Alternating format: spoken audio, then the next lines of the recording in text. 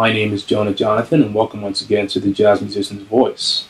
Today I have the great opportunity of presenting an interview I conducted back in 2012 at the Litchfield Jazz Festival with jazz saxophonist, composer, and educator Don Braden, where he is also the director of the Litchfield Jazz Camp, which I myself attended back in the early 2000s. Don Braden is a world-class saxophonist who's worked with the who's who in jazz, including Freddie Hubbard, Betty Carter, Tony Williams, Wynton Marsalis, and many, many others. He's also a well-established composer for TV shows and film, and he's worked with Bill Cosby on many occasions, and really great original compositions and arrangements, and something nice to check out. Don Braden is also an experienced educator who's taught at William Patterson University, NJ PAC, New York Comes to Groningen, the Jamie Aebersold camps, the Litchfield Jazz Camp, and he's recently been appointed the Director of Jazz Studies at Montclair University. Don has important knowledge about this music, and I think in this interview he just talks a little bit about it and shares that with us, and I really hope you guys enjoy this interview and stay tuned for future interviews. Okay, ladies and gentlemen, we're here wrapping up the Litchfield Jazz Festival with the great Don Braden, the head of the Litchfield Jazz Camp. And Don, let's talk about how you got started with Litchfield, because it's such a great camp. It's one of the leading camps in the world for jazz students, and I'm sure people would love to hear about how you got involved. Well, I got the call from Vita Muir when Steve Davis, who was the first camp director, when he was or the first camp music director, I should say, when he was unavailable, and it was only the second year of the camp. And I had been working at Jamie Aebersold's summer jazz camp for several years, so I had plenty of ideas. A lot of experience, yeah, as a teacher, and also I'd attended as a student, so I had that perspective. I'd spent 4 years, or 3 anyway, attending Jamie Aebersold's summer camps. I taught at probably 7 of them or so at that time. I started back there in '91, so I got the call from Vita around '97, '98. And she and I met when I was on tour with Art Farmer, and we met at the New Orleans Jazz and Heritage Festival. So she knew me from that, and then we talked, and I'd worked with her on another education project with her, and then when the camp opportunity became available, she called me. And it's been going great ever since. So when you first started, is that about the time that the Jazz Festival had started as well? The festival had been going, actually the festival had been running in its various forms for about 10 years before that. It had been running as house concerts in a way. You know, it wasn't really the festival at that point. It was her doing house concerts. The festival itself came to fruition, right around that time, but she'd been doing concerts for years before that. Well, I mean, it's great.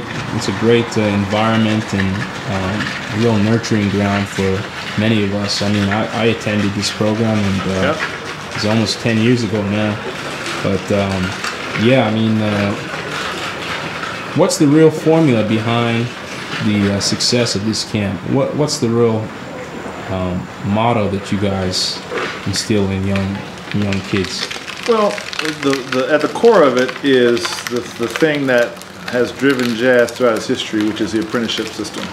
You're taking professional musicians and connected them in scenarios that emulate and synchronize with the classic bands like Art Blakey and Betty Carter, Freddie Hubbard, bands I came through, or that I observed. Amazing bands too. Yeah. And Art Blakey was known as the University of Art Blakey. I was never a messenger, but I worked with him on occasion. But I was in Freddie Hubbard's band for a couple of years, and also Betty Carter on and off for a couple of years as well, and with Tom Harrell and with Wynton Marsalis, a lot of bands. Tony Williams for a lot of years. Yeah, I saw some great Tony Williams stuff. So at the core of the way we run the camp is the apprenticeship system, and so we put the kids in groups like little miniature Art Blakey jazz messengers in a way. And then we also have a fair amount of let's say classroom to kind of deal with some of the academic elements of the music. And then most importantly of all, we play for them. I mean, probably most importantly of all is our interaction, like a role model thing. You know, like we really try to be, you know, strong and positive for them. Sure. And then of course playing for them goes with that. So yeah. So we put all that together, and we get the bulk of what we do at the camp. And those interactions energize the kids. They get plenty of information. They get a lot of energy from hearing us play and from interacting with us. And then hopefully they also get the ideas on how to organize their work ethics and how to listen carefully. And we try to include some life lessons as well, fitness and stuff that we can get into, financial fitness as well, some nutritional things, yeah, and you know, physical fitness things. And so we try to cover some of that stuff as well. But at the core of it is the apprenticeship system. That's really nice. I mean, you know, I know from experience going to William Patterson University, you guys are given a college level or really a professional level education to young musicians. Yeah. You know, and they get a chance to see how it works from the get-go, which yeah. is really important. Yeah. So with the camp, what's in the future for the camp? What's the cards looking like for the next couple of years? You guys have some new innovations you're planning to bring on. I know this year you started 5 weeks, right? Right, 5 weeks this year. So looks like 5 weeks is on for next year. So that's cool. We're gonna look at how to prepare the kids for the future more. And so we're looking. This year we did our college prep course. How to do an application for college, how to prepare a demo for college, all this kind of stuff. That's great. We've been working on personal finance. Every year we do that more, so we've been adding a little bit of some elements of that. We're starting to work on internet, how to use the internet, and so that's been one of our focuses as well. So we'll be doing all that stuff. We'll be doing more of next year. The physical fitness side of it will also be part of the story. That's all kind of ingrained. Yeah, we've got a little running culture at the camp, and we have the push-up challenge that we did this year, and many of us participated in that. I think we came up with about 35,000 or more push-ups. Wow. I myself did 3,600 during, you know, through the end of camp, 200 a day or so, kind of thing, between 100 and 200 a day. And so we did we've been incorporating a lot of elements. And then of course keep playing better and better. That's you know, we all practice, and the staff is very serious bunch of musicians, and we all are working hard to make our music better and better, and we're enjoying playing together. So that's. I'm sure you guys are learning just as much as the students are learning from you. You're learning from the students as well. And not to mention from each other. Yeah. It's great. It's great. So symbiosis is great. Yeah. So I want to talk about your past. You mentioned some of the greats that you worked with. Yeah. Do you have any memorable stories in particular that you might want to share with us? Well, yeah, there are a lot of stories. First off, I would say just in general, the big things I learned from the guys are the biggest lesson overall is consistency. I mean, these guys, night after night, you know, Freddie Hubbard, night after night, would be killing. Roy Haynes, I worked with him for a long time, just every night, just ridiculous. I mean, it was amazing. Tony Williams, utterly consistent. I mean, they really, you know, and played variety. It wasn't like they're playing the same old tricks. I mean, they really were looking for exploring, just making it up as they go, but trying to do it in a fresh, you know, focused kind of a way. Innovative way, but still, you know, every night just going for it. And that was a huge lesson in general with the cats.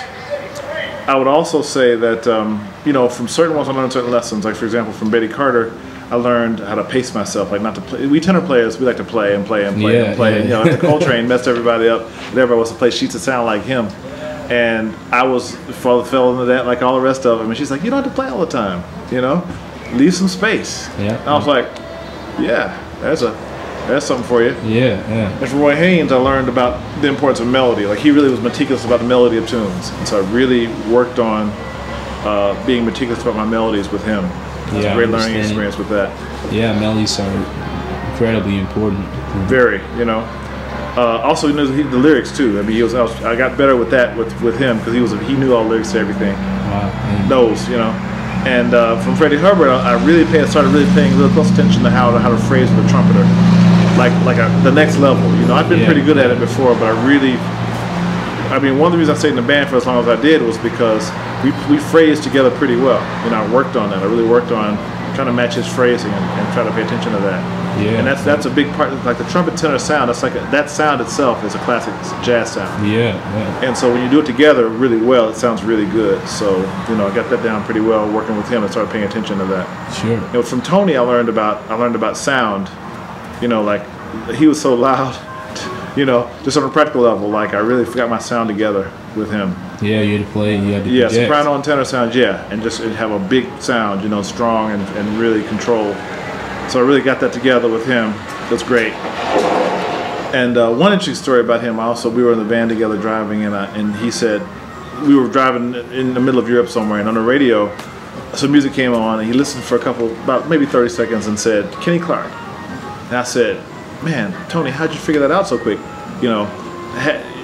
Kind of a silly question in a way, but no question is too silly. You just ask, And I wasn't sure how he did it, so he said, "Well, listen to his left foot, and his right foot, and his left hand, and his right hand." I was like, "Oh yeah, there you go." Like really, the lesson I got from that was up the ante on your listening. Like listen to that next level, and study. Like with drums, you study one appendage at a time. Check out the left foot, see what it's doing. Then check out the right foot and really pay attention. Like go through the whole tune, just listen to the right foot only. And then same thing for left hand, same thing for right hand. Just really analyze it like that. And that way you learn really what's going on, as opposed to like kind of guessing or assuming based on like the first 30 seconds he's going to play the same thing over and over. There's going to be a certain subtleties of what they play when you really study it. So that was a great lesson. That's something real deep. That's heavy.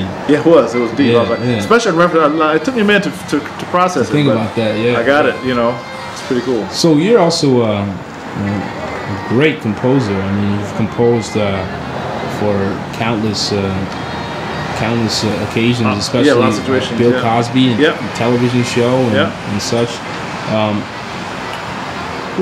What's the method behind your composing? Do you sit down on paper? Do you get it in your head first, or do you kind of have to work at it? How does it come to you? Well, what they say about composition is this 90%, 10% inspiration and 90% perspiration. So that's pretty much it. So what happens is the idea comes from wherever it comes from, and it could be from another record, or it could be from what's in your head randomly. Like sometimes I've been sitting on planes or in cars or in vans, and just something comes. I make a note. I'm singing on my tape recorder or my phone now.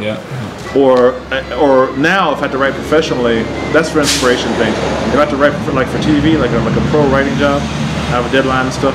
Usually, just put my hands on the piano, boom, and then, sometimes if I have a picture, then I'll look at the picture and just see where my hands fall. Ah, okay. And work it out that. And then I start from there. That's the inspiration, and then there comes the perspiration. So usually I'll record that, and I'll go back and start formulating it and crafting it. So the craft for me is it's probably 10% of the inspiration, and the rest of it is craft. The rest of it is what's the shape, what's the form, what's the orchestration, what's the harmony, what's the rhythm, So the germ comes from the creator or whatever, from magic or from whatever, the flash of inspiration, or from some exterior source sometimes, or just from interior, whatever it is. And then comes the work. And the work, the craft work, what influences the craft work is all the homework I've done. So a bunch of transcriptions of all kinds of things. A lot of Wayne Shorter and, just kind of modern. I listen to a lot to Chicory, Herbie Hancock. Some classical like Wagner, and of course the usual Mozart, blah, blah, random, just, classic stuff. And and sometimes like a modern classical, what I call movie music, like the colorful kind of classical stuff by the just various modern. I even like I like the 20th century. Like I like Hindemith. Like I'm really into those sounds, and like he's really like lots of notes in the chords and lots of different colors, and and I like different just random people. Like I like some Brazilian music now and different things. Just whatever sounds cool. I'm into everything, all kinds of things. That's great. Yeah. Some pop music. I love Earth, Wind & Fire, Stevie Wonder. I grab stuff from them all the time, ideas. Both of those bands, incredible. Yeah, so I grab inspiration from that stuff, and then that goes. Sometimes it's part of the inspiration, and sometimes it's part of the perspiration, part of the craft. So it's pretty cool. Well, I won't keep you too long because there's a great performance going on right now. Yeah. Let's finish up. You just got the job as the head of the program at Montclair State University. Right. You tell us a little bit about how that came about and your thoughts and plans for the future at that school? Well, it's the Montclair State Jazz Program is a small jazz program, and they want to grow the music department chair wants to grow the jazz. to some extent. So they don't have a whole lot of money to throw at it. So I don't have a whole lot of flexibility.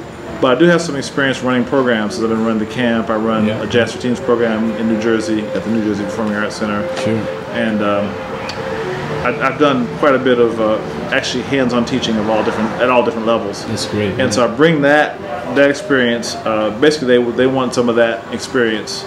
So part of what I do is produce recordings. I've been mixing my records for years, and I've produced a number of singers and stuff just randomly. Just people hiring me based on what skill set I have, musicality, arranging, and all that. So I put together a few things, and so one thing I brought to that situation is I'm getting to do a lot more documentation. So we recorded all the ensembles this year, and we're gonna bring the students in, let them see the production process, so they can learn which is cool. I'm going to do a few more special guest things, and I'm going to create some more gigs for them. Implement more gigs for them, like so the students can get more hands-on experience. That's kind of the main thing I'm going to bring to it, and some curricular stuff. Some content things.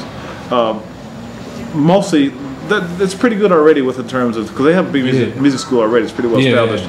But I'm bringing certain elements of jazz that fit outside a little bit the kind of standard academic criteria. We're bringing in some things of some creative things, but also some business things and some real world things that I've been kind of working on over the years, personal finance and stuff that's not really dealt with in any school level. None of them got it in high school. Almost none get personal finance, in college. So they end up being, like coming out of school with some information, but the word sucker written across their chest because they haven't gotten, they don't have that. The credit card companies are laying for them, the banks are laying for them, the scam guys are laying for them, and so we're trying to give them a little bit of training so that, because music is hard enough as it is on the business side of it. And so so we want to try and give them some info to try and get them kind of prepared. So that's kind of my philosophy that I'm going to really bring is preparation. It goes back to what I said before about preparation. That really is what I'm thinking about for my class students. I want to prepare them for the real world as much as possible.